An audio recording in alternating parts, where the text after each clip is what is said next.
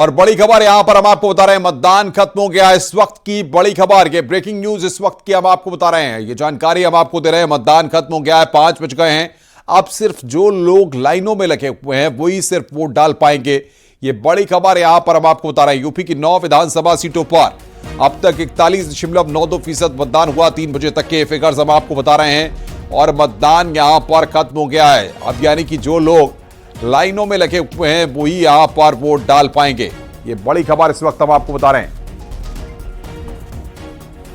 उत्तर प्रदेश की 9 विधानसभा सीटों पर वोटिंग खत्म हो गई है।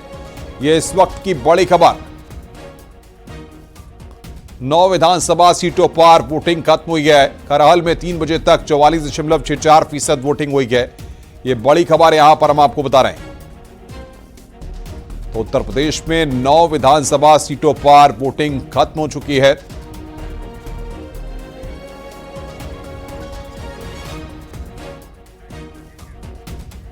और इस वक्त बातचीत करने के लिए तमाम हमारे संवाददाता हमारे साथ जुड़ रहे हैं। सीसामऊ से ओम बाबू मिश्रा हमारे साथ जुड़ रहे हैं, कटहरी से मनीष वर्मा हमारे साथ हैं।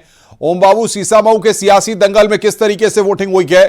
फिलहाल अब मतदान केंद्रों पर क्या लोगों की अभी भी कतारें हैं या लोग अपने वोट को कास्ट कर चुके हैं? जी, मैं आपको बताऊं कि मैं खड़ा हूं GIC इंटर कॉलेज में। यहाँ पर ही आज दोपहर बाद भाजपा प्रत्याशी और उसके समर्थकों ने हंगामा किया था फर्जी वोटिंग को लेकर। फिलहाल इस मतदान केंद्र में मैं दिखाने की कोशिश करूंगा कि गेट बंद कर दिया गया है और जितने मतदाता अंदर हैं उनसे वोट डलवाया जाएगा। बाकी लोगों को अब एंट्री नहीं दिया जा रही है। यहाँ पे तमाम अधिकारी भी मौजूद हैं जो सुरक्षा व्यवस्था का जायजा ले रहे हैं। दिनेश त्रिपाठी जी भी हमारे साथ हैं, उनसे बात करने की कोशिश कर रहे हैं। क्या रखा यहाँ पे जा रहे हैं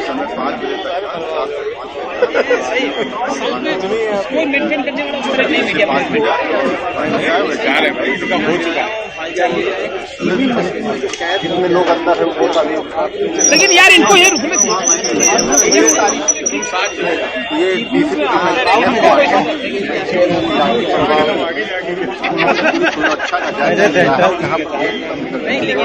बिल्कुल बिल्कुल बाबू, हम आपके पास आएंगे। अमित रोड़ा गाजियाबाद से हमारे साथ हैं। अमित, गाजियाबाद में क्या तस्वीर उभर कर सामने आई? कितना पोल परसेंटेज अब तक हुआ है?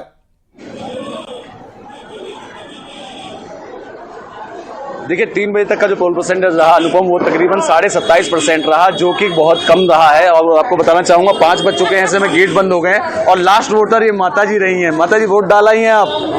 डाल दिया। किन मुद्दों पे वोट डाला है? बिजली पानी, हमें अच्छी सुविधा मिले। अच्छा, अच्छी शिक्षा मिले। अच्छी शिक्षा मिले। अभी सुबह में पढ़ेंगे आप? बच्चों, हमारे बच्चों को। अच्छा, आप बताइए क्या किन मुद्दों पे वोट डाल रहे हैं? न्याय व्यवस्था अच्छी हो, सारी सुविधाएं जनता को मिले, जिनका अधिकार है उस व्यक्ति को वो चीज मिले। आपसे जानना चाहूंगा, अभी आप वोट डालने आए थे, गेट बंद हो गया? डाल दिया। किन मुद्दों पे वोट डाली आपने? क्या यहाँ पे बस थोड़ी सुधार हो जाए तो ये सड़कें जो टूटी फूटी है, खड्डे वगैरह है थोड़ा, और नाली वगैरह, पानी वगैरह, बस यही। और महिलाओं की सुरक्षा को लेकर? महिलाओं की सुरक्षा को लेकर बात ही मतलब बस। अच्छा, महिला के लिए तो बस मेहमान गुजर गए। अच्छा, क्या करें? महिलाओं के लिए तो बस ये है कि हर मोड़ पे मतलब पुलिस सेफ्टी चाहिए, प्रोटेक्शन चाहिए, मतलब पीड़ित है इनकी आंखें भर आई। मैं अमित आऊंगा आपके पास, रुक करेंगे कटहरी से मनीष वर्मा के पास। मनीष, वहां की क्या तस्वीर उभर कर सामने आई है? किस तरीके से मतदान हुआ और कितने फीसद मतदान अब तक हो चुका है? जी देखिए, आपको बता दें कि कटेरी विधानसभा सीट की बात करें तो पूरे दिन यहां पर सियासी पारा गर्म रहा। पूरे दिन आरोप प्रत्यारोपों का दौर चलता रहा। जहां लालजी वर्मा सांसद हैं, उन्होंने पुलिस पर आरोप लगाया कि महिलाओं को मतदान नहीं करने दिया जा रहा है। हालांकि कभी कभी उनसे पुलिस से भी झड़प के एक वीडियो वायरल हुए और मतदाताओं का भी वीडियो कुछ वायरल हुआ। हालांकि इस मामले में पुलिस कहीं रोकती हुई कोई वीडियो ऐसा वायरल नहीं हुआ, लेकिन पूरे दिन इसका दौर चलता रहा। वहीं भाजपा का कहना था कि समाजवादी पार्टी इसी तरह की राजनीति करती है, आरोप लगाती रहती है पूरे दिन। हालांकि पूरे दिन यहां पर आरोपों प्रत्यारोपों का दौर चलता रहा और चुनाव सकुशल संपन्न हुआ है। हम बूथ पर मौजूद हैं, यहां पर इक्का दुक्का ही मतदाता हैं जो अपने मताधिकार का प्रयोग करने के लिए बाकी है। अगर 3 बजे की बात करें तो लगभग 50% मतदान हो चुके थे। अभी 5 बजे का आंकड़ा नहीं आया है। आंकड़ा आने के बाद पता चलेगा कितने प्रतिशत मतदान हुए हैं। लेकिन ये जरूर, हालांकि यहाँ पर प्रदेश में लगभग दूसरे या तीसरे नंबर पर अंबेडकर नगर में वोटिंग हुई है। तो जो एक वोटिंग का ये था कि वोटिंग के लिए रोकी जा रही है, पुलिस प्रशासन दबाव बना रही, तो कहीं ना कहीं वोटिंग परसेंटेज बढ़ा है। लेकिन 2022 विधानसभा की यदि बात करें तो उस हिसाब उस लिहाज से इस उपचुनाव में मतदान प्रतिशत जाहिर सी बात है कहीं ना कहीं कम पड़े हुए हैं। लेकिन पूरे दिन राजनीतिक सरगर्मी तेज रही। यहाँ से लेकर लखनऊ तक अखिलेश यादव ने भी यहाँ के कई वीडियो ट्वीट किए, समाजवादी पार्टी ने कई वीडियो ऐसे ट्वीट किए जिसको लेकर आरोप लगाए गए कि पुलिस यहाँ पर पक्षपात कर रही है। मैं आऊंगा आपके पास, आप बने रहिए। मनीष हमारे साथ देवेंद्र चौहान करहल से हैं। देवेंद्र बताइए, वहां पर क्या तस्वीर उभर कर सामने आ रही है और क्या मतदान केंद्रों पर अभी भी लोगों की भीड़ है? तरीके से देखा जा रहा है कि पूरे दिन जो मतदान था वो धीमे ही रहा। हालांकि सुबह के समय जरूर लगा कि एक लंबी भीड़ थी, इसके बाद में दिखाई नहीं दी। और अभी बिल्कुल तस्वीर साफ है कि अंदर अगर मतदान स्थल की बात की जाए तो बिल्कुल भी कोई भी जो है अंदर नहीं है। और जो आसपास के जो मतदान बूथ है उन पर भी जो संख्या है वो बिल्कुल ना के बराबर है। यहाँ 2, 4, 5 लोग हैं, कहीं भी लाइनों का कोई भी दौर नहीं है। जिस तरीके से देखा जा रहा था कि जो लाइनें हैं वो लाइनें लगेगी देर शाम तक, लेकिन वो नहीं हुआ। और हालांकि अगर आंकड़ों उसकी बात की जाए जो वोट की जिस तरीके से वोट परसेंटेज बढ़ना था, बढ़ने का दावा समाजवादी पार्टी कर रही थी बराबर, और भाजपा भी कह रही थी कि इस बार वोट परसेंटेज बढ़ना चाहिए, लेकिन वो दिखाई नहीं दे रहा। जी बिल्कुल बिल्कुल, करहल से आप हमारे साथ बने हुए हैं। फूलपुर का तरफ रुख करेंगे। सर्वेश दुबे हमारे साथ हैं। सर्वेश, वहां पर किस तरीके से मतदान हुआ है और कितने फीसद मतदान अब तक हो चुका है? अनुपम, मैं आपको बता दूं कि प्रयागराज में इस वक्त मैं झूसी के कोहना इलाके में हूं। प्रतिष्ठानपुरी का ये प्राथमिक विद्यालय है। मतदान पूरा हो चुका है, गेट बंद है, सुरक्षाकर्मी मौजूद हैं। अब जो पोलिंग पार्टियां हैं वो अपने सामान को समेट रही हैं। ईवीएम को यहां पर सील किया जा रहा है एजेंट की मौजूदगी में। अगर मतदान प्रतिशत की बात करें तो फूलपुर में 3 बजे तक का जो आधिकारिक आंकड़ा हमारे पास मौजूद है उसमें 36.58% लोगों ने मतदान किया है, यानी कि मतदान का प्रतिशत कम रहा है। बात अगर हम राजनीतिक दलों के आरोप प्रत्यारोप की करें तो समाजवादी पार्टी के प्रत्याशी मोहम्मद मुस्तफा सिद्दीकी ने आरोप लगाया है। उन्होंने साफ तौर पर यह बात कही है कि उनके तमाम लोगों को पुलिस प्रशासन ने परेशान किया है। कुछ जो प्रभावशाली हैं, जो जनप्रतिनिधि हैं, प्रधान हैं, जिला पंचायत सदस्य हैं या फिर क्षेत्र पंचायत सदस्य हैं, उनको रेड कार्ड दिए गए हैं। हालांकि पुलिस इस बात से इनकार करती है। पुलिस का यह कहना है कि तमाम जो हिस्ट्री सीटर हैं, जो अपराधी हैं, उनको रेड कार्ड चुनाव आयोग के निर्देश पर ही दिए जाते हैं और उनको निगरानी में रखा जाता है। ऐसा कोई कार्य नहीं किया गया है। लेकिन कुल मिलाकर ये कह सकते हैं कि फूलपुर जो है वो ज्यादा जो है वो मतदान में आगे नहीं आया, बढ़ चढ़कर लोगों ने हिस्सा नहीं लिया है। और यही वजह है कि जो मतदान का प्रतिशत टोटल मान सकते हैं वो 40 से 50% के बीच में रहेगा। यानी कि मतदान की रफ्तार जो है वो सुबह से ही लगातार सुस्त रही। माना जा रहा था कि दोपहर में लोग निकलेंगे, मतदान करेंगे, लेकिन तमाम लोग जो है वो घरों से नहीं निकले।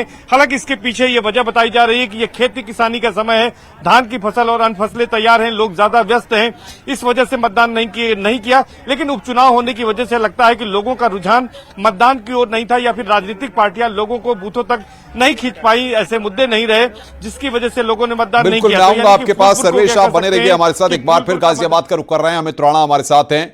अमित, जरा लोगों से वहां पर बातचीत करिए और साथ ही साथ ये भी बताइए कि किस तरीके से गाजियाबाद में मुद्दों को ध्यान में रखकर लोगों ने वोट कास्ट किया है, क्या मुद्दे लोगों के जहन में रहे हैं?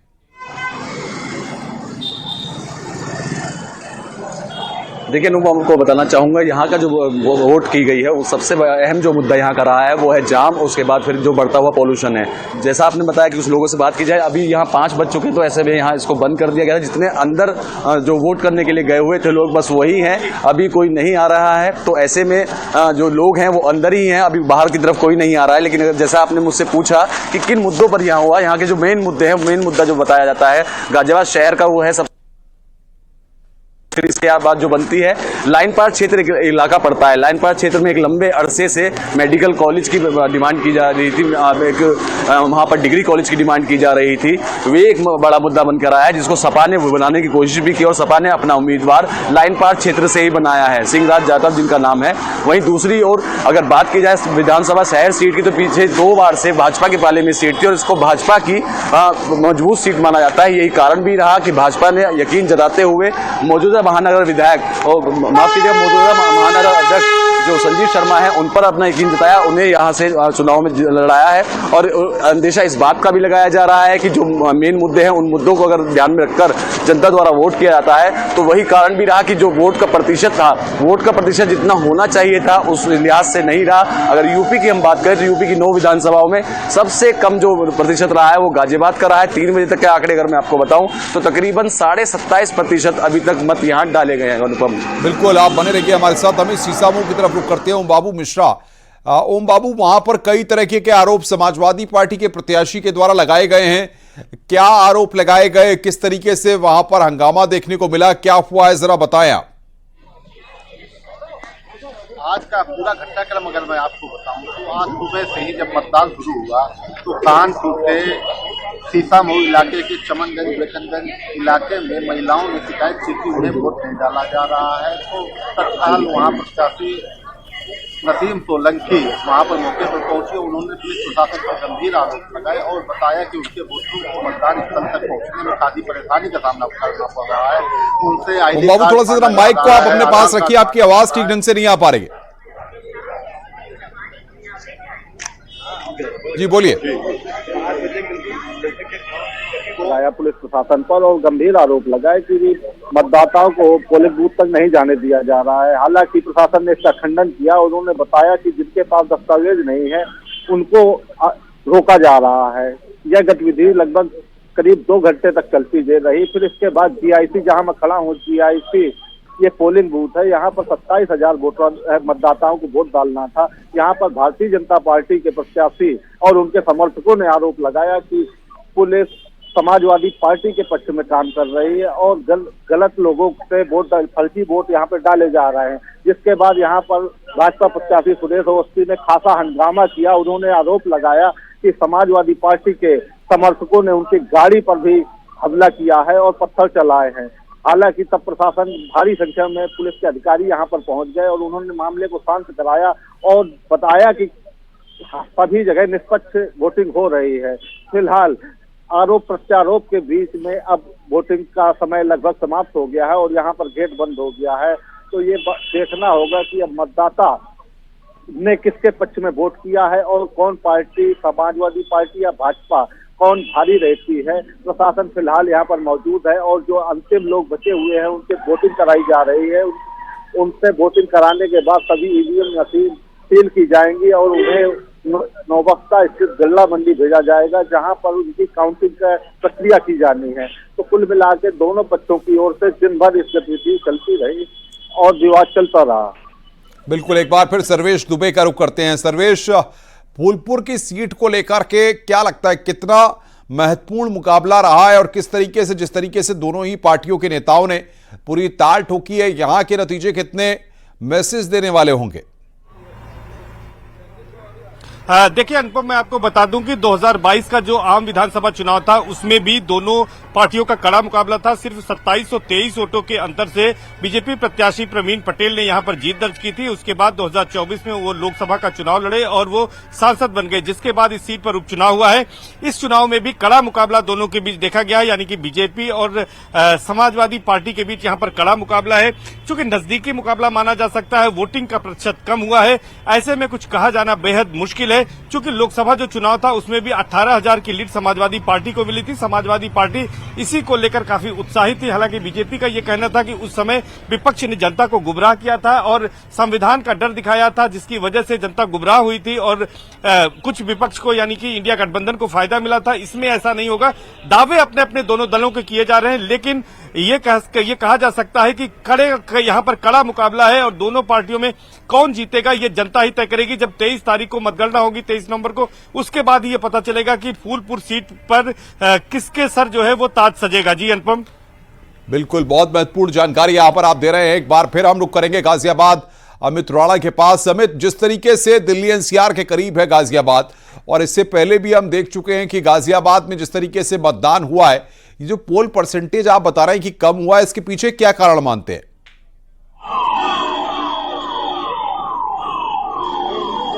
देखिए अनुपम, आपको बताना चाहूँगा वोट जो प्रोसीजर का कम रहा है उसका अहम कारण ये रहा, गाजियाबाद में बेशक आज अवकाश रहा, लेकिन जो गाजियाबाद के निवासी हैं, मूलतः वो यहाँ के मूलतः निवासी नहीं है, वो दिल्ली और नोएडा में जॉब किया करते हैं, तो वहाँ ऐसे में उनको छुट्टी नहीं मिली, कई अधिकांश जगह ऐसा देखने को मिला, जिसके चलते अधिकांश लोग नौकरी पेशा जो लोग हैं वो अपनी नौकरी पर चले गए। इसकी एक प्रमुख वजह यही मानी जा रही है कि जो वोट का परसेंटेज कम रहा है वो एक प्रमुख वजह यही है। दूसरा बताया जा रहा है कि सुबह के समय जिस समय यहाँ पर ये वोटिंग शुरू हुई थी सुबह 7 बजे से, उस समय के करीब थोड़ी ठंड बढ़ने के कारण सुबह के समय थोड़ा वोटिंग कमजोर रही। हालांकि लंच के बाद जैसे जैसे मौसम में थोड़ी सी नमी बढ़ी उसके हिसाब से धीरे धीरे करके वोटिंग का परसेंटेज भी बढ़ा और ये 27.5 के करीब पहुंचा भी है। हालांकि 5 बजे वाली वोटिंग का भी परसेंटेज आना है, कुछ और भी बढ़ सकता है, तो मैं समझता हूं कि अगर थोड़ा बहुत भी अगर बढ़ता है तो मैक्सिमम टू मैक्सिमम 35% विस्तार से जानकारी देने के लिए। मुजफ्फरनगर में मीरापुर विधानसभा में उपचुनाव में मतदान के दौरान बड़ा हंगामा हो गया। ककरौली इलाके में भीड़ ने पुलिस पर पथराव कर दिया। पुलिस ने कार्रवाई करते हुए भीड़ को दौड़ाया। इस दौरान वहां से जो वीडियो सामने आया उसमें पुलिस वाले महिलाओं पर लाठी बरसाते हुए नजर आए। तो ये तस्वीर हम आपको दिखा रहे हैं, किस तरीके से पुलिस वाले वहां पर लाठी बरसाते हुए नजर आए हैं। ये जानकारी निकलकर सामने आ रही है।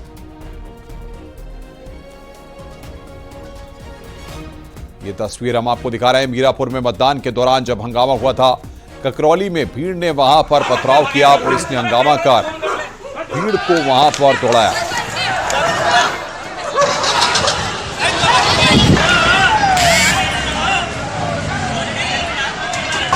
और ये 3 तस्वीरें भी हम आपको दिखाएंगे आपकी स्क्रीन पर। इससे जुड़ी हुई 3 तस्वीरें आप देखेंगे किस तरीके से ये पूरा घटनाक्रम हुआ है। ये 3 तस्वीरें आप देखिए। पहली तस्वीर में किस तरीके से पुलिस पूरी तरह से मुस्तैद हुई पथराव की घटना के बाद। दूसरी, लोग वहां पर हंगामा करते हुए दिखाई दिए और उसके बाद एहतियातन भारी पुलिस फोर्स की तैनाती की गई और पुलिस अधिकारी मौके पर पहुंचे। ये तस्वीरें इस वक्त हम आपको दिखा रहे हैं। हमारा अधिकार है वोट डालने का, हम जिसे चाहे उसे वोट दे सकते हैं, देश में सबको आजादी है। मुजफ्फरनगर की मीरापुर उपचुनाव में एआईएमआईएम के प्रत्याशी और पुलिस के बीच नोकझोंक हुई। एआईएमआईएम प्रत्याशी अरशद राणा और पुलिस के बीच सड़क पर खींचतान हुई। पुलिस ने अरशद राणा के बेटे को गिरफ्तार किया है। पोलिंग बूथ पर मोबाइल ले जाने को लेकर यह हंगामा हुआ था।